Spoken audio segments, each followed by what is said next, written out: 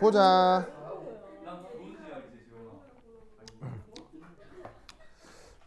가은이가 그거 공유 팬이거든요. 그래가지고 가은이가 도깨비인가? 도깨비 드라마를 집에서 보는 거예요. 나도 그 덕에 가은이랑 도깨비를 봤거든요. 그래갖고 이제 소파에 앉아가지고 난 소파에 앉아있고 가은이 이제 소파 밑에 이제 마루에 앉아가지고 도깨비를 막 보는데 당연히 거기 로맨틱한 장면들이 많을 거 아니에요. 그래가지고 이제 김고은하고 막 이렇게 도깨비 그 공유하고 이렇게 막 포옹을 하려고 하는 막 이런 씬 있잖아요. 그럴 때 이제 가은이가 감정이입을 해가지고 중학교 2학년밖에 안 된 여자애가 막 그 앞에 앉아가지고 막 이러고 있는 거예요. 아, 그런 거예요? 그래갖고 이제 난 이렇게 소파에 이렇게 딱 앉아있고 가은이가 여기 마루에 앉아가지고는 막 공유하고 김고은의 막 애정씬이 나오니까 막 이러는 거예요. 그래서 내가 어떻게 할게요?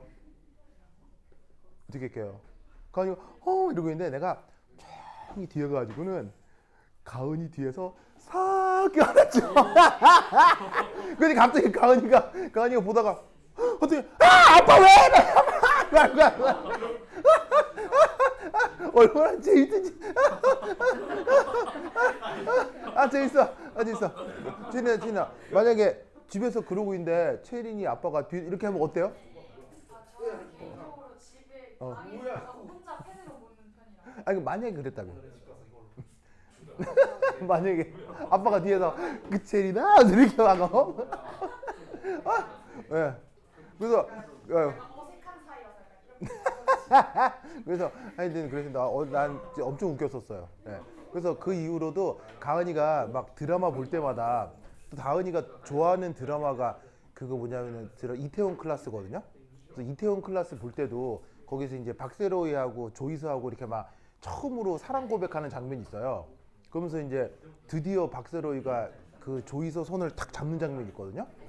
그때 내가 뒤에서 이렇게 딱 있다가 또 이제 가은이가 드디어 조이수와 박세로이가 사랑을 확인하는 순간이니까 그때 가은이가 또 막 이러고 있을 때인 거예요. 그래서 내가 또 뒤에 딱 숨어다가 또 가은이 손을 이렇게 딱 잡으니까 가은이가 또 아빠! 네, 아니 뭐 그랬던 적이 있습니다. 네, 네, 갑자기 우리 가은이가 생각이 나네요. 자, 그다음. 자, 레알게스. 자, 레알게스 우리말 번역은 실제기체. 자, 실제기체를 하기 전에 아이디얼 게스에 대한 얘기를 할 건데요. 아이디얼 게스 우리말로 뭐라고 번역하죠? 그 유명한 이상기체라고 하죠. 그래서 이상기체의 성격에 대해서 몇 마디 해보려고 해요. 자, 이상기체는 첫 번째 어떻게 규정을 할 수가 있냐면 매스 포인트. 그래서 이제 우리말로 이제 굳이 번역을 하자면 질량, 점 이렇게 이제 번역을 할 수가 있겠죠. 자, 그러면 여러분 점이라고 하는 걸 수학에서 기하학적으로 어떻게 정의하죠? 점이라고 하는 걸 수학에서 기하학적으로 어떻게 정의해요? 점의 수학적 정의가 뭐예요? 바로 크기는 없는데 위치만 있는 거. 그게 점이죠? 무슨 말인지 알겠어요? 근데 여기서 가만히 생각해 보면 좀 이상한 걸 알 수가 있어요. 크기가 없으면 존재하는 거예요? 존재 없는 거예요? 크기가 없으면 존재하지 않는 거잖아요. 존재하지 않는 것들 어떻게 위치를 규정하겠어요? 이상하죠? 여기서부터 그 수학은 실제 존재하는 거예요? 머릿속에만 있는 생각이에요. 수학은 머릿속에만 존재하는 생각일 뿐이라는 걸 알 수 있죠. 알겠죠? 그래서 그거를 다시 한번 물리학에 또 한 번 적용을 하는 거예요. 심지어 뭐까지 있다? 크기는 없는데 질량이 있다. 무슨 말인지 알겠어요? 그러니까 이런 거에서부터 이미 아이디얼 케이스는 이 세상에 있는 거예요? 이 세상에 존재할 수 없는 거예요? 존재할 수 없는 거죠. 아시겠죠? 그래서 이 이상기체에 대해서 이제 어떤 그 논술 표현들이 있냐면 이런 게 있어요. 크기를 무시할 정도로 작다. 요렇게 규정을 합니다. 크기를 무시할 정도로 작다. 그래서 아예 그냥 크기가 없다라고 얘기하면 아니, 없는 건데 뭐 어떻게 물리적인 성격이 있어 이럴 수 있으니까 그냥 없다고 얘기하기는 좀 부끄러우니 무시할 정도로 작다라고 표현을 해주는 거예요. 무슨 말인지 알겠죠? 근데 이제 그게 수리적으로 보자면 혹은 기하학적으로 보자면 질량이 있는 점이다 이렇게 이제 규정을 할 수가 있다는 거죠. 알겠죠? 자, 그러면 두 번째 이상기체의 중요한 성격. 이상기체는 이렇습니다.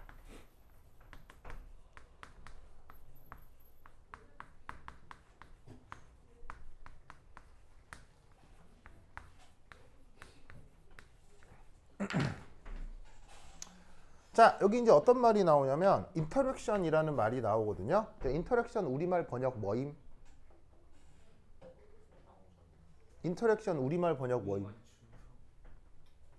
예, 직역하면 상호작용 맞거든요. 근데 그 상호작용이 뭐냐고요? 상호작용 맞죠? 네, 바로 인력과 청력 이걸 그 뭐냐면 인터랙션이라고 합니다. 뭐 물리학에서는 조금 더 다양하게 구분하기도 하지만 그냥 현상적으로 보면 입자 사이에 끌어당기거나 밀어내거나 아시겠죠? 뭐 그 두 가지를 상호작용이라고 하면 됩니다. 그러면 상호작용이 있다 없다? 인력이나 청력이 없다. 알겠죠? 없기 때문에 이상기체는 뭣도 없죠? 바로 이상기체는 위치 에너지도 어떻게 돼요? 없죠? 맞습니까? 자, 위치 에너지 EP라고 많이 쓰잖아요. 그래서 인력 청력이 없기 때문에 위치 에너지도 없습니다. 알겠죠? 위치 에너지 정의가 뭐예요? 위치 에너지의 정의는 뭐예요? 위치 에너지 정의가 뭐예요? 뭐라고? 아, 보존력. 좋아요. 나쁘지 않아요. 좋아요. 예. 그렇게 물리 시간에 배우기도 하죠.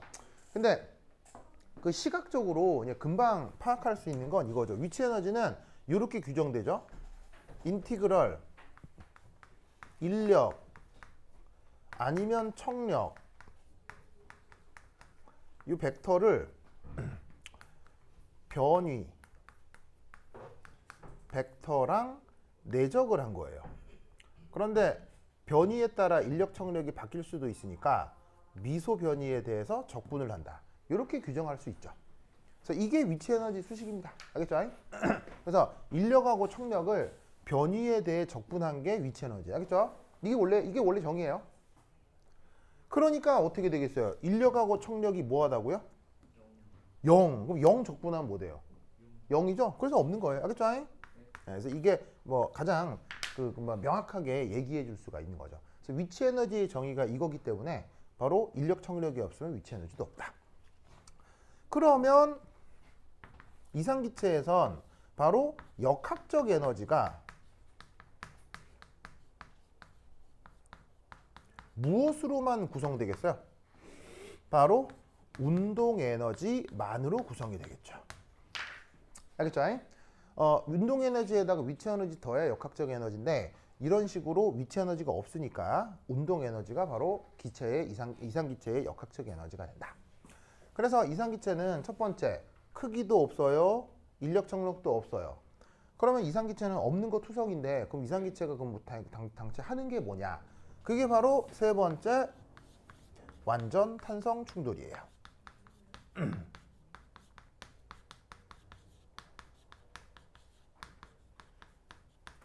자, 완전 탄성 충돌 얘기는 언제 했었죠? 완전 탄성 충돌. 그렇죠. RMS 스피드 할 때 얘기했었죠. 그러면서 RMS 스피드 증명하면서 저 얘기가 중간에 나왔었는데 완전 탄성 충돌의 의미가 뭐죠? 완전 탄성 충돌의 의미? 바로 에너지가 보존되는 충돌이라고 했죠. 자, 실제로 에너지가 보존되는 건 실제 실험적으로 규명할 수 있어요? 불가능해요?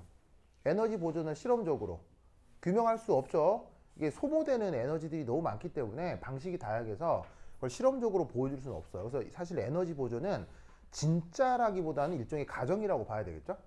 근데 진짜로 충돌을 하는데도 에너지가 완벽하게 보존된다라고 생각하는 시스템이 바로 이상기체인 거예요. 알겠죠? 자, 그러면 지금 우리가 하려고 하는 주제가 레알 가스인데 왜 이상기체를 먼저 규정한 걸까요?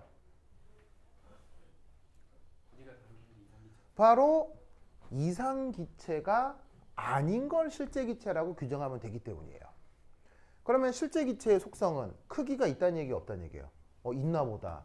실제 기체에서는 인력 청력이 나타나나 보다. 실제 기체에서는 에너지 보존이 잘 안 되나 보다. 무슨 말인지 알겠죠? 그래서 실제 기체를 규정하기 위해 이상기체라고 하는 어떤 극단의 상황을 가정을 해본 거다 이런 얘기죠. 알겠죠? 그래서 요거 아이디어 기억하시고요. 그 다음 두 번째 5.2. 자, 5.2는 뭐냐? 요겁니다. 실제 기체가 이상 기체처럼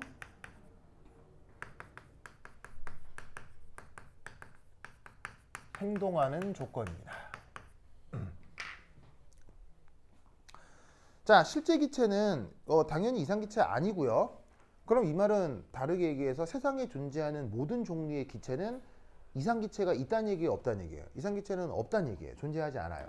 근데 묘하게도 어떤 특별한 실험 조건을 만들어주면 실제 기체에서 나타나는 실험 데이터가 매우 이상 기체적이다 라고 얘기할 수 있는 조건들이 있다는 얘기예요. 아시겠죠? 좀 큼지막하게 두 가지가 있고 세부적으로 세 가지가 있거든요. 근데 뭐가 됐건 이 내용은 억수로 중요해요. 자, 이게 왜 중요하냐? 이 내용은 수능에도 나왔었기 때문이죠. 그래서 언제 수능에 나왔느냐? 근데 요즘 수능엔 안 나와요. 교과과정이 개편돼서 요즘은 실제 기체를 수능에서 배우질 않기 때문에 수능에 안 내는데 언제 수능에 나왔냐면 나요. 내가 수능 쳤을 때 이 나왔어요. 무슨 말 알겠어요? 내가 수능 몇 회 세대라고 했죠? 내가 수능 2회 세대거든요. 선생님 수능 치셨어요? 예? 나 수능 쳤어요. 한가요? 근데 다 쓰시고.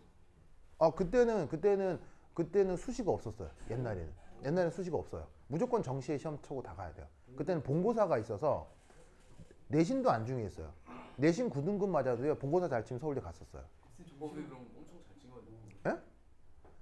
거의 만점. 근데 서울대 본고사가 그냥 영재고 과학고 그냥 그냥 내신 문제처럼 나오거든요. 내신 문제처럼 나오기 때문에 그러니까 내 후배 내가 96학번인데 96학번 같은 경우 저 9등급이었어요. 9등급인데 서울대 갔어요. 본고사에서 쳐가지고. 네, 그게 본고사의 힘이에요. 그래서 본고사 있으면은 뭐 이게 여러분 내신 전혀 중요하지 않죠. 내신이 왜 있었던 예? 그래도 형식으로. 왜냐하면 다른 일반 계고 학생들이 내신으로 수능 치고 해서 대학 가야 되니까. 그래서 이제 하긴 하는 건데. 그래서 뭐 근데 이제 그때는 서울대가 본고사를 치를 때라 뭐 크게 뭐 하여튼 그랬었던 거죠. 자, 뭐 anyway. 그래서 이거 수능 쓸 때 나왔어요. 내가 9학번이니까 수능을 언제 봤더라? 94년도에 봤거든요. 그럼 수능이 언제 시작됐냐면 93학년도에 시작했어요. 그러니까 94학번부터 수능을 봤던 거죠. 그래서 내가 9학번이니까 수능 2회 세대. 그때는 이게 수능에 나왔었어요. 그럼 이 말이 무슨 말이냐? 수능에 낼 정도면 중요한 내용이겠어요? 안 중요한 내용이겠어요? 어마어마한 거란 얘기죠. 알겠어요? 그러니까 교수들도 수능에 내는 거다. 그러니까 이 부분을 인식하고 있는 건 실제 기체에서 굉장히 중요한 요소예요. 알겠죠? 자, 그럼 이게 뭐냐? 첫 번째 1. 첫 번째 1. 저합 조건입니다.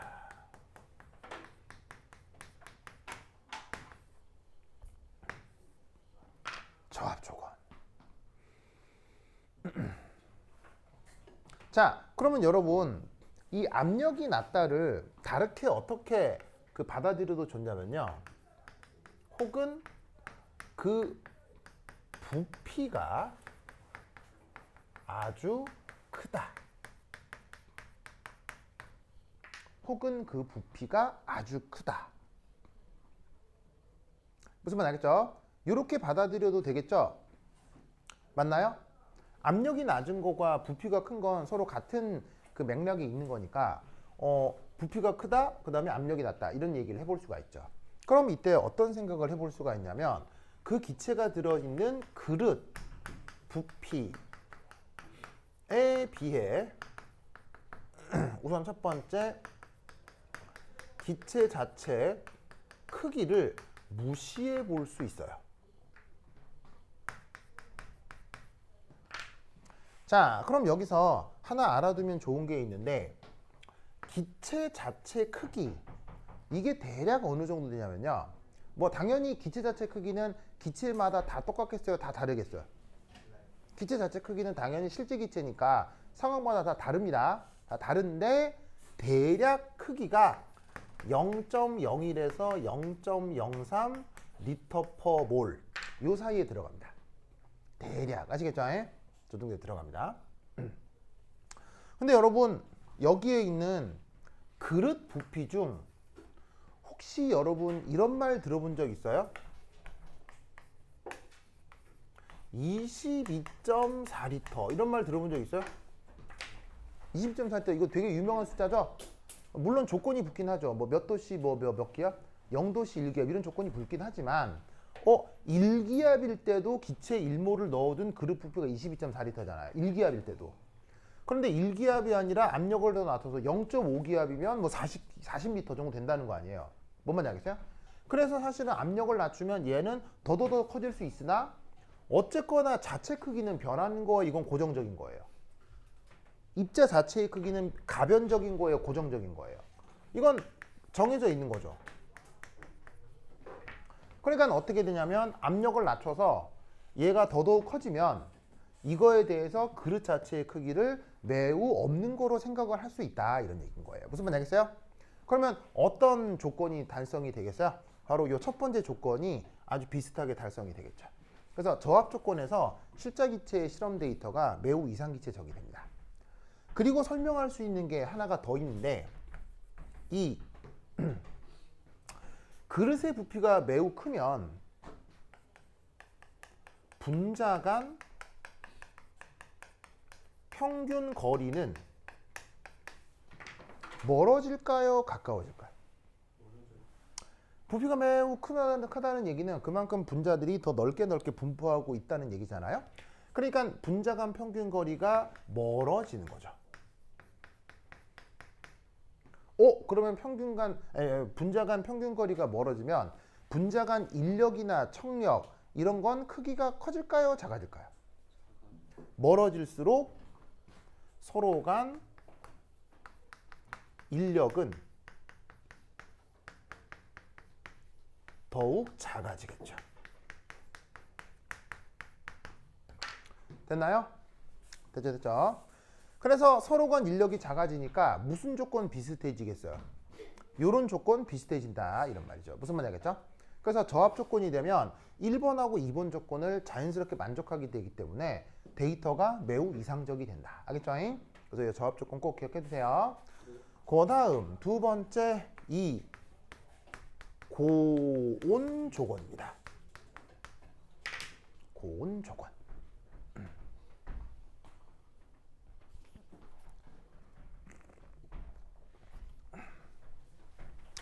자, 어떤 그 정성적인 설명을 할 때 생각해야 되는 요소가 다양하다면 그 요소가 모두 다 변하는 상황에 대해서 생각을 해봐야 되겠어요? 그게 아니라 여러 요소 중 한 개씩 변하는 상황을 생각해 봐야 되겠어요? 어떻게 해야 되겠어요?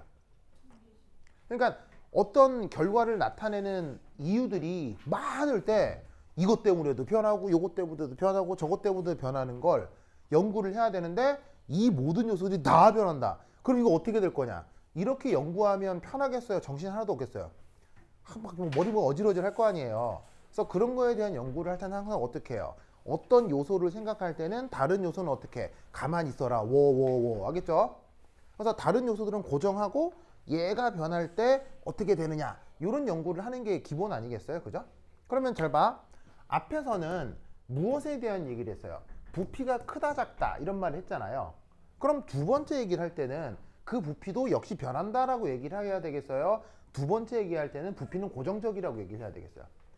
부피는 일정할 때 온도가 어떤 영향을 주느냐 이런 생각을 표현을 해보는 게 조금 더 편하겠죠.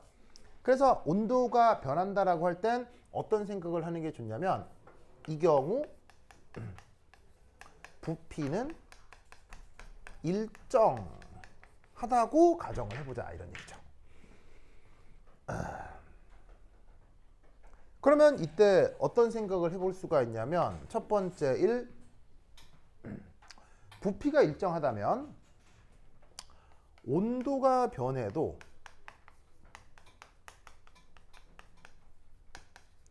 분자 사이 평균 거리는 변할까요? 안 변할까요? 자, 온도가 낮을 때 분자 간 평균 거리, 온도가 높을 때 분자 간 평균 거리, 뭐 차이가 있을까요? 굉장히 비슷할까요? 자, 왜냐하면 아까도 얘기했죠. 기체는 그릇 안에서 그 퍼져 있는 밀도가 불균등해요. 기체는 그릇 안에서 무조건 같은 밀도로 분포하고 있어요. 기체는 항상 그릇 안에서 항상 같은 밀도로 분포하죠. 고체나 액체는 그릇 안에서 다른 분포로 존재할 수 있어요. 무슨 말이냐면 그릇이 이렇게 있는데 뭐 설탕을 쌓아놨어요. 그릇이 있는데 여기는 설탕이 고밀도고 여기는 설탕이 저밀도고 이렇게 할 수 있죠. 그런데 그릇 안에 기체를 넣어뒀어요. 기체가 어디는 빽빽하고 어디는 널널하고 이 가능해요, 불가능해요? 불가능하죠. 그러니까 기체는 그릇이 결정되면 그릇 안에서 무조건 밀도가 동일하다고요. 무슨 말인지 알겠어요? 그럼 밀도가 동일하다는 얘기는 분자 간 평균 거리가 변한다는 얘기예요? 분자 간 평균 거리가 거의 일정하다는 얘기예요? 안 변한다는 얘기죠.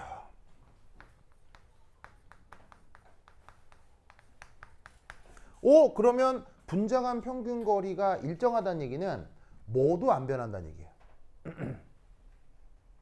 분자 간 평균 거리가 일정하니까 인력, 청력 역시 큰 변화가 없는 거죠. 오! 그러면 뭐도 안 변하겠어요? 뭐도 안 변하겠어요? 온도가 변해도. 바로 위치 에너지도 일정해지는 거죠. 왜? 아까 써놨잖아요. 인력하고 청력을 적분한 게 위치 에너지라고 했죠? 근데 온도가 변한다 하더라도 분자 간 거리가 비슷하니까 인력 청력도 비슷할 거고 비슷한 거 적분하면 비슷해지겠지 뭐. 알겠죠? 그러니까 온도가 변한다 하더라도 기체 분자 사이 위치 에너지는 어떻다? 거의 일정하다. 아시겠죠? 그런데 요 고온일수록 분자의 운동 에너지는 어떻게 됩니까? 더욱 증가죠. 이걸 알 수 있는 수식이 멍미? 이걸 알 수 있는 수식이 멍미? 뭐예요? 바로 2분의 3 NKT죠. 기억나요? 기억나죠? 그래서 온도 커지면 운동 에너지 커지죠. 그럼 이제 1번하고 2번을 조합할게요. 그럼 3. 그러면 어떻게 된다? 초고온 조건에서는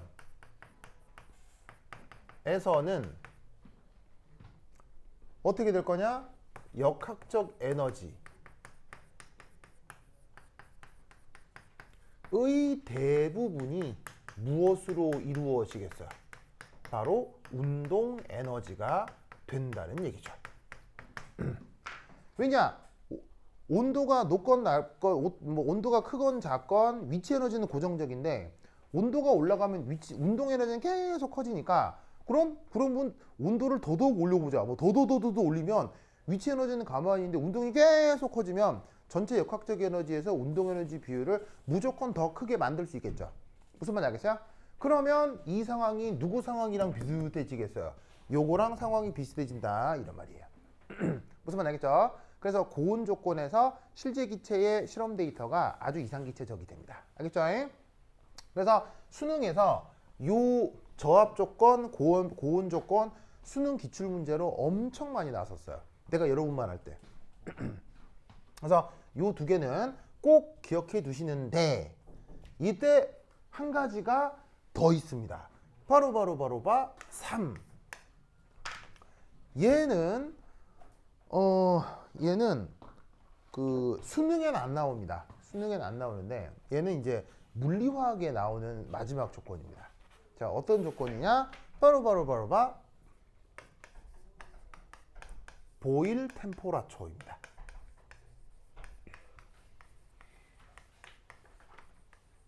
그래서 우리말 번역은 보일 온도.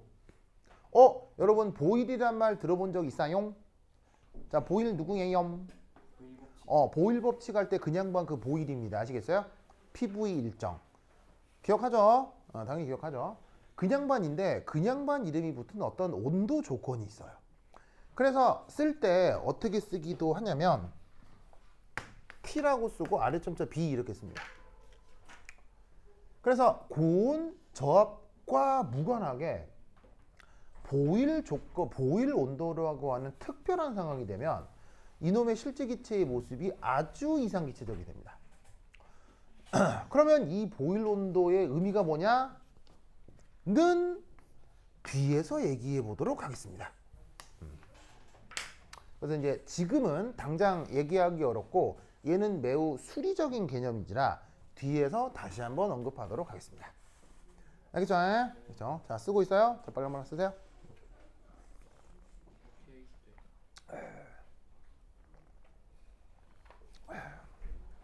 자, 그 다음 여기 쉬운다. 해줄게요. A.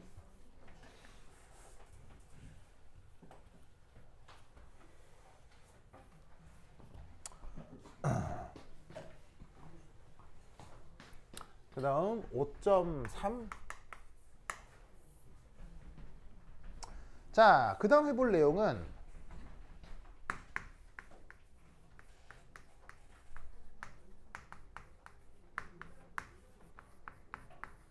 컴프레션 팩터라고 합니다.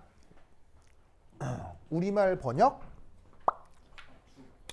압축 임자. 근데 이제 시험이 영어로 나올 가능성이 있으니까 근데 뭐 답안지를 영어로 적을 필요까지는 없어요. 영어로 되어 있는 글만 읽을 수 있으면 되니까 저런 전문 영어 표현을 알아두시고요. 이제 우리말로 압축 임자라 번역하고 원래 영어 표현은 컴프레션 팩터. 자, 저거 굉장히 중요하니까 꼭 알아두셔야 돼요. 자, 얘 기호로 어떻게 표현하냐면 Z로 표현합니다. Z. Z 아까 앞에서 나왔죠. 뭐? 충돌횟수. 충돌횟수도 Z죠.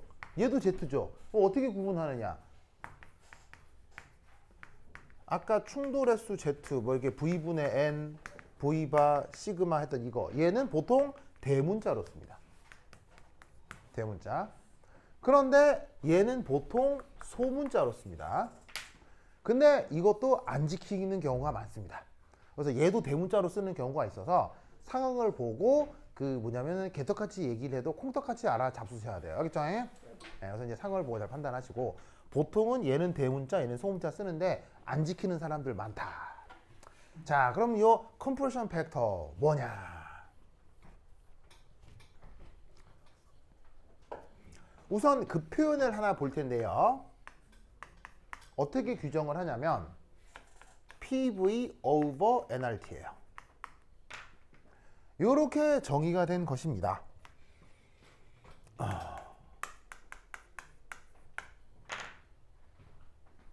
자, 뭐 저게 정의니까 뭐 그냥 정의는 따르는 수밖에 없죠. 뭐 그런가 보다 하는데 이때 그 수리적 편의성 때문에 얘를 다시 어떻게 표기하기도 하냐면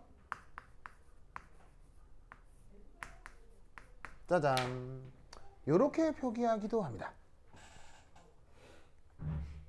그러면 제가 뭐냐를 모른다 하더라도 수학적 상관관계에 의해서 요만큼을 얘를 요렇게 요걸 이렇게 치환했나 보다 라는 걸 알 수 있죠? 맞나요? 그래서 이때 이 컴프레션 팩터에서 아주 많이 나오는 그 말 중에 하나인데 바로 몰러 볼륨 이라는 그 항이 있어요.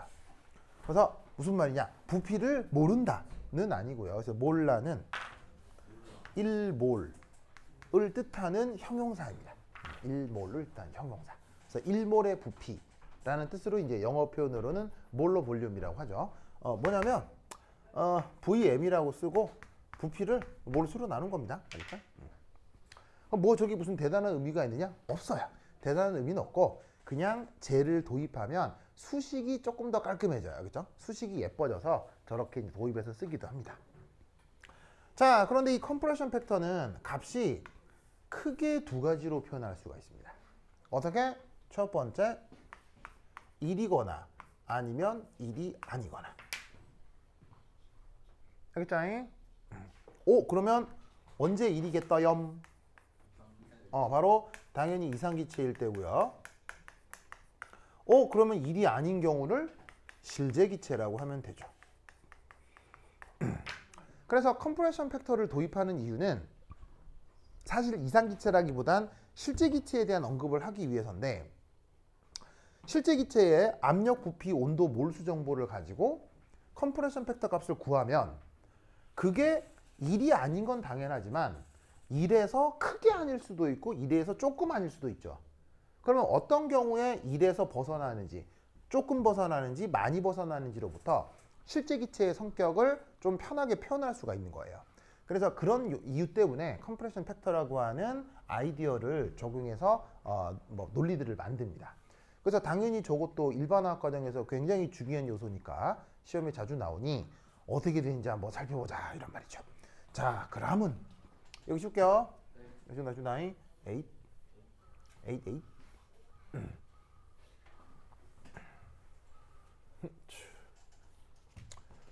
자, 그럼 이제 컴프레션 팩터에 대해서 첫 번째 1. 첫 번째는 등온 조건. 등온 조건. 그다음 기체 종류에 따라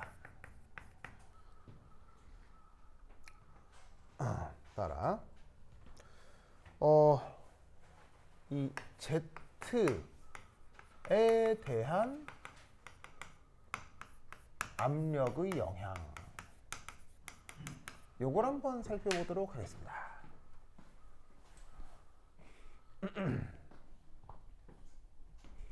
자, 우선 첫 번째 온도는 어떻게 했어요? 온도는 고정적이라고 합시다. 그 다음 이상기체는 몇 가지가 있죠? 이상기체는 몇 가지가 있죠? 이상기체는 이상기체 한 가지밖에 없죠. 실제기체는 몇 가지가 있겠어요? 무한 가지가 있겠죠. 세상에 존재하는 모든 서로 다른 화학적 성격을 가진 기체들은 다 실제기체니까요. 그러면 당연히 컴프레션 팩터라고 하는 것도 실제기체마다 성격이 다르겠어요? 실제기체여도 성격이 동일하겠어요? 다 다릅니다. 알겠죠? 그러니까 기체 종류에 따라 저 컴프레션 팩터도 다르게 나타날 수 있다는 얘기예요. 그래서 그 패턴이 어떻게 나타났느냐? 짜자자잔. 짜자자잔. 보이시죠? 자, 그래서 X축의 압력을, Y축의 컴프레션 팩터를. 그러면 어떤 일이 벌어지느냐? 자, 항상 상태함수인 녀석이 있을 수 있어요. 상수함수인 녀석이 있을 수 있어요. 그것도 값이 계속 1로. 그럼 얘는 무슨 기체? 얘는 무슨 기체? 이상기체겠죠. 이상기체겠죠. 그럼 이상기체를 이제 일종의 뭐라고 할까요? 뭐 대조군으로 두고요. 이제 뭐 일종의 디폴트죠. 두고 실제 기체가 이제 어떻게 나타날 거냐? 패턴은 다양하지만 크게 두 가지 패턴으로 나타날 수 있어요. 첫 번째는 그냥 이렇게. 두 번째는 작아졌다가 이렇게. 이렇게 두 가지 패턴이 나타날 수 있습니다. 그럼 여러분들은 여기서 나타나는 성격에 대한 해석을 할 수 있어야 되는데 어떤 포인트에서? 첫 번째, 여기. 두 번째, 여기. 세 번째, 여기. 네 번째, 여기. 자, 그리고 이게 실제 실험적으로 나타나는 압력 스케일은 대략 어느 정도냐면 한 요 정도 되면 100기압 정도고요. 요 정도 나타나면 1000기압 정도예요. 혹시 왜 그 태양계 행성 중에 목성이라고 들어봤어? 목성? 승호? 목성 영어로? 주피요? 주피터. 자, 목성은 무엇으로 이루어져 있죠? 수소기체로 이루어져 있죠. 그 수소기체 몇 기압이 모여 있죠? 목성이? 200기압으로 모여 있거든요.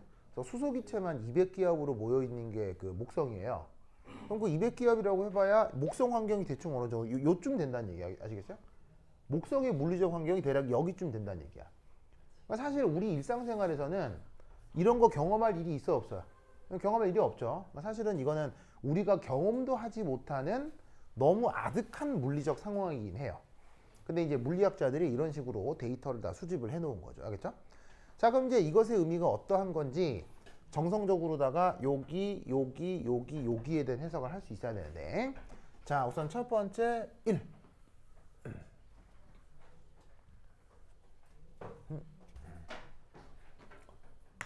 1 여기.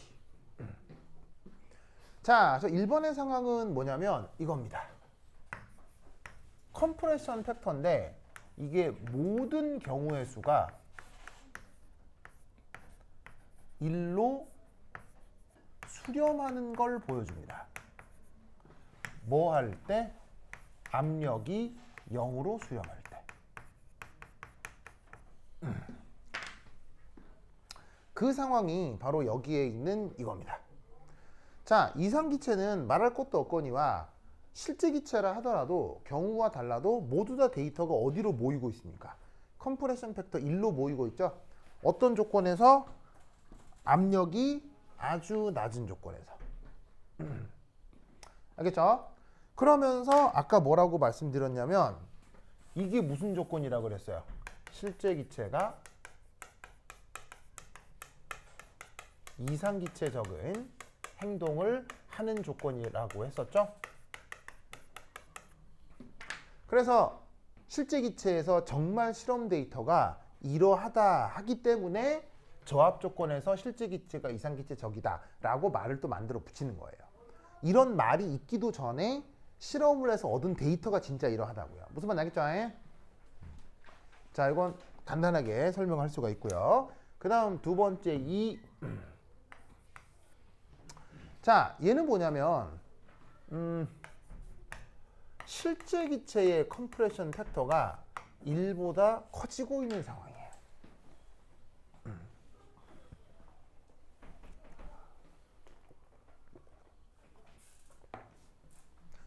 그러면 컴프레션 팩터 얘기를 하는데 1은 아무런 의미가 없어요. 무슨 의미가 있어요? 컴프레션 팩터에서 1이라고 하는 건. 컴프레션 팩터 1이라고 하는 값은 뭔가 의미가 있는 거예요? 의미가 없는 거예요? 의미가 있죠. 무엇이죠? 바로 이상기체의 컴프레션 팩터잖아요. 그거에 비해서 커졌다는 얘기인 거예요. 그 상황을 지금 이렇게 보여주고 있는 거죠. 알겠죠? 자, 그러면 이게 무슨 말이냐? 이겁니다. 얘는 이상 기체에 비해서 압축이 어려운 상황을 얘기하는 겁니다.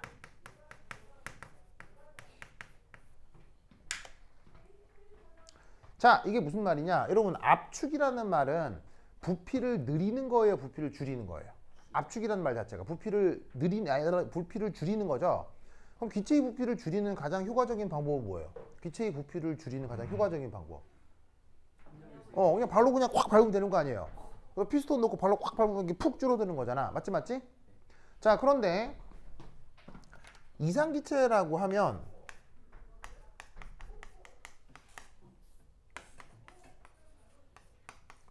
여기에서 얘가 일정하게 컴프레션 팩터가 유지가 된다는 얘기는, 그래서 압력을 가하는데 얘를 10배 증가시키면 부피가 그대로 10배를 감소하니까 곱하기가 돼서 일정하다. 이렇게 해석할 수가 있죠.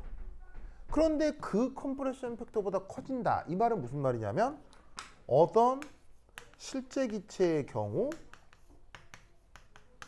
압력을 10배 늘렸는데 부피가 만약에 10배가 아니라 5배밖에 안 줄었다. 무슨 말인지 알겠어요? 그러면 이 두 개가 곱해져서 1보다 커지겠죠? 무슨 말씀인지 아시겠어요? 그러면 하던 그 가다가 있는데 밟으면 푹 들어가야 되는데 밟았더니 푹 들어간다는 얘기야? 안 들어간다는 얘기야? 밟았더니 뗀뗀하게 저항을 하면서 피스톤이 푹푹 안 꺼진다는 얘기지. 그럼 이럴 때 우리는 야 이거 쫑쫑 잘 줄어든다 라고 얘기를 하겠어요? 이거 뭐 잘 안 줄어드는데 어떻게 얘기를 하겠어요? 요런 상황이라는 얘기죠. 뭔 말인지 알겠죠? 그러니까 지금 이 상황은 경험적으로 봤을 때 기체 넣고 피스톤이 있고 발로 푹 밟았는데 발로 푹 밟았더니 쑥쑥 꺼지는 게 아니라 발로 딱 밟았는데 느낌이 뗀뗀하게 뭐가 저항하는 느낌이 들 때 이런 상황을 관찰하게 된다는 얘기죠. 무슨 말인지 알겠죠? 그러면 이때 왜 압축이 어렵다 라고 해석할 수 있을까요? 바로 분자간 청력이 나타나기 때문이다 라고 말을 만들어 붙이는 거예요. 분자끼리 서로 밀어내는 힘이 있는 거죠. 그런데 발로 밟아서 혹은 고압 압력을 가해서 부피를 줄인다. 그럼 기체 분자간 거리를 억지로 붙인다는 얘기죠. 더 가깝게 만든다는 얘기죠. 그러면 청력은 더 커질 거고 그 덕에 기체 분자는 가까워지지 않으려고 할 거예요. 그 말이 다르게 얘기하면 압축이 어렵다는 얘기겠죠. 됐죠? 그래서 여기에 있는 이 조건의 가장 큰 의미는 기체 분자 간 인력이 나타날 수도 있고 청력이 나타날 수도 있는데 이 조건에서는 청력이 더 커진다. 알겠죠? 그런 의미를 읽으시면 됩니다.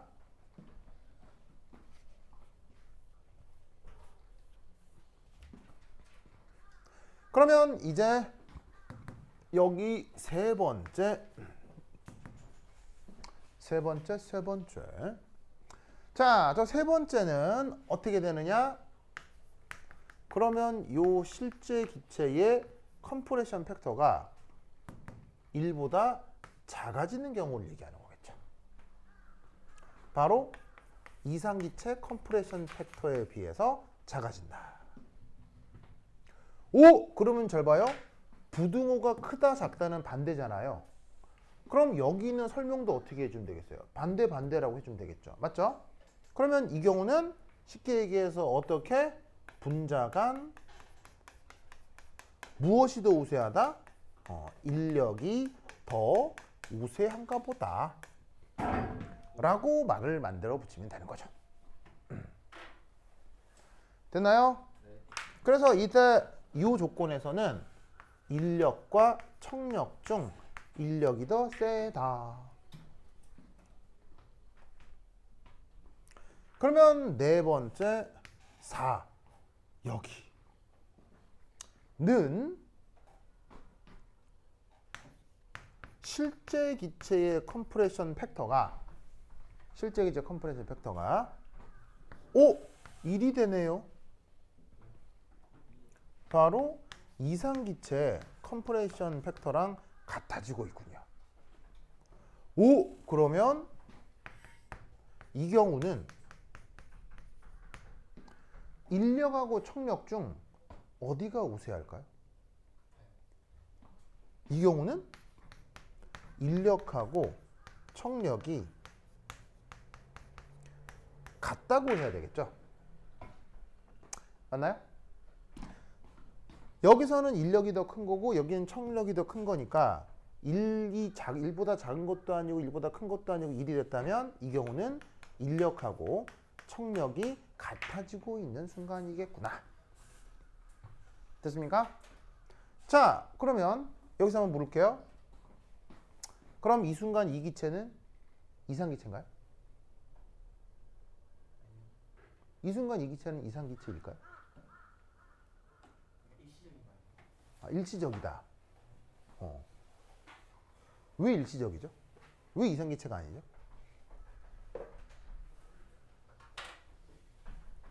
자, 어떤 실제 기체의 컴프레션 팩터가 1이 됐어요. 1보다 작다가 1보다 크다가 1이 됐어요. 그럼 이 순간 이 기체는 이상 기체인가요?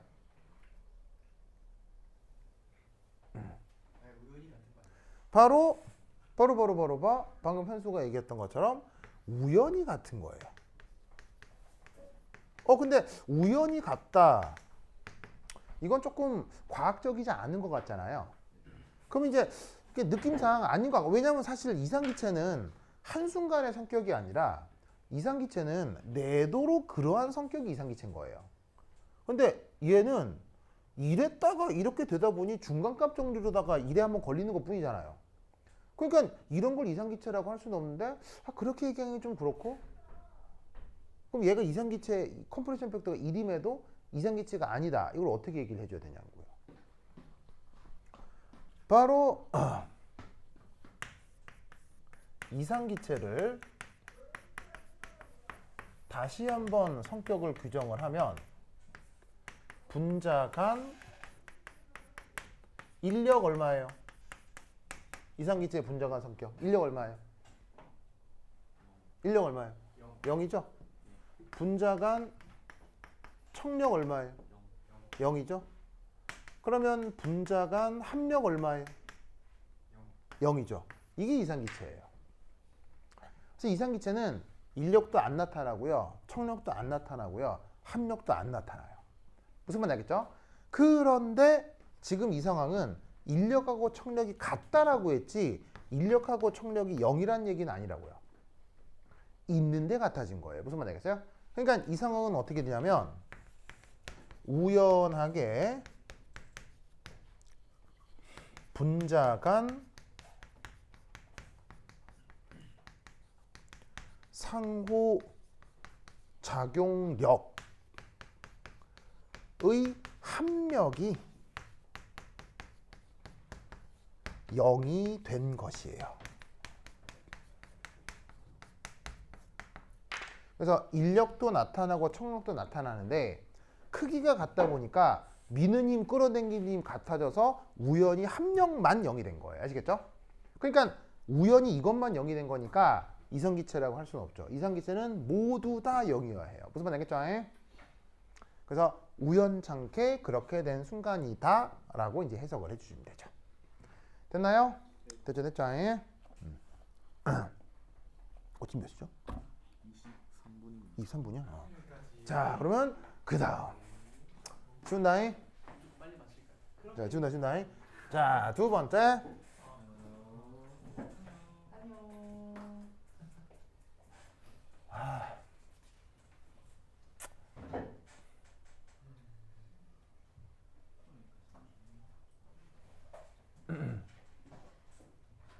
그래요. 이거 하려고 하는데 5분 안에 안 끝날 것 같아요. 예, 5분 안에 내용이 안 끝나요. 네, 할 게 좀 많아가지고 5분 안에 안 끝나는 것 같아서. 그래서 내가 그거 뭐야 문제 푸는 거 보라고 했죠. 네. 보시고 그 다음에 수요일 날 수업도 열 테니까 꼭 와요, 알겠죠? 그거 할 일 없으면 와요. 집에서 게임이나 하지 말고, 알겠죠? 그래요. 네. 오케이, 됐다. 그럼 여기까지. 다음 시간에 만나요. 안녕.